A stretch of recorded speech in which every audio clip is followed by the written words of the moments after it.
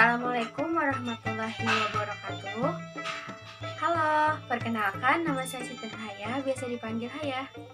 Di sini saya dengan dua rekan saya ingin menyampaikan tugas dari Bapak M. Sofi MPD, yaitu penerapan yang berkaitan dengan kesenian di Kalimantan Selatan berhubungan dengan geometri. Tradisional Banjar adalah unsur kesenian yang menjadi bagian hidup masyarakat dalam suku Banjar. Tradisional adalah aksi dan tingkah laku yang keluar alamiah karena kebutuhan dari nenek moyang yang terdahulu.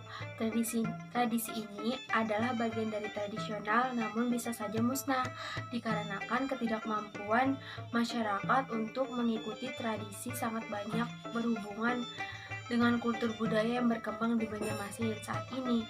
Sangat banyak hubungannya dengan sungai, rawa, dan danau. Di samping pegunungan, tumbuhan dan binatang yang menghuni daerah ini sangat banyak dimanfaatkan untuk memenuhi kehidupan mereka. Assalamualaikum warahmatullahi wabarakatuh. Perkenalkan, nama saya Dita Dewi Mujiati. Adapun beberapa contoh kesenian dari daerah Kalimantan Selatan yang berhubungan tentang geometri, yaitu yang pertama yaitu seni kaca. Seni kaca ini berkembang pada tahun 50-an. Hasilnya pun berupa lukisan buruk dari Adam dan Hawa. Dengan buah kuldi, kaligrafi masjid biasanya ragam hias yang sangat banyak ditentukan pada beragam perabotan berupa tumpal swastika. Tumpal swastika geometris, flora dan fauna.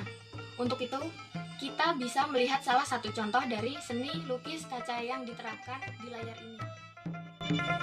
Perkenalkan, nama saya Niluh Nitawidahi. Baik, di sini saya akan menyambung materi dari rekan-rekan saya. Kebutuhan hidup mereka yang mendiami wilayah ini dengan memanfaatkan alam lingkungan dengan hasil yang berbeda-beda. Budaya yang disesuaikan hampir segenap kehidupan mereka serba religius. Di samping itu, masyarakatnya juga agraris. Perdagangan dengan dukungan teknologi yang sebagian besar masih tradisional.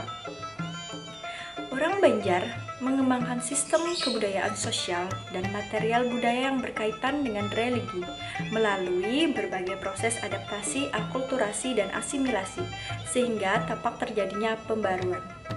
Dalam aspek-aspek budaya, meskipun demikian, pandangan atau pengaruh Islam lebih dominan dalam kehidupan budaya Banjar. Jenis kesenian yang berasal dari Kalimantan Selatan yang berhubungan dengan geometri. Yang kedua adalah seni tata atau seni ukir, terdiri atas surut atau dangkal dan tata babukung atau utuh. Nah, seni ini diterapkan pada kayu kuningan. Ukiran kayu diterapkan pada alat-alat rumah tangga, bagian rumah dari masjid, bagian perahu, dan bagian cungkup makam. Ukiran kuningan kecucuran yang diterapkan benda kuningan seperti celana, abun, pak motif, kucuran, lisna, perapian cerek, meriam kecil, dan sebagainya. Motif ukuran misalnya pohon hayat, pilihan ganda, swastika, geometris, dan flora serta fauna. Yang ketiga yaitu mengenai kain sasirangan. Kain sasirangan ini merupakan kain tradisional yang pada awalnya tidak digunakan secara bebas, dianggap sebagai obat untuk menyembuhkan berbagai macam penyakit, yaitu memiliki ciri khas motif kain sasirangan.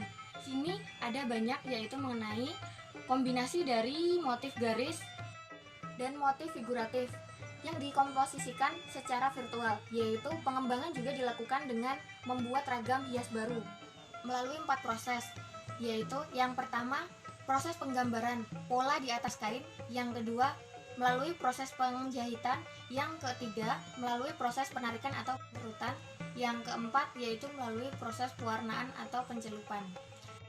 Proses penggambaran pola dan proses penjahitan merupakan proses yang menentukan seberapa besar nantinya area perintang menghasilkan motif area ini.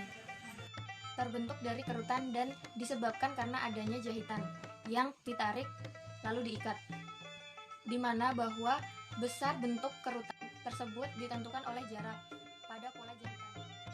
Motif sasirangan ini bisa dibuat dengan cara dihias pada kain putih yang awalnya kita gambar dulu lalu kita bentuk.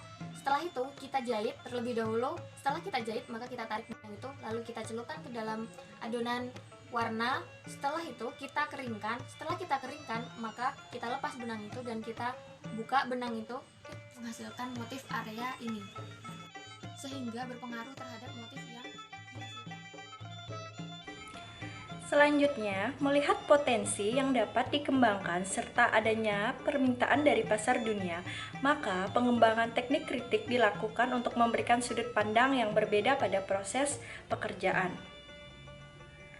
Teknik tersebut dengan cara celup rintang yang kegunaannya tinggi dalam menghasilkan motif, karena teknik ini mempunyai kontrol terhadap motif yang ingin dihasilkan pengguna pola geometris.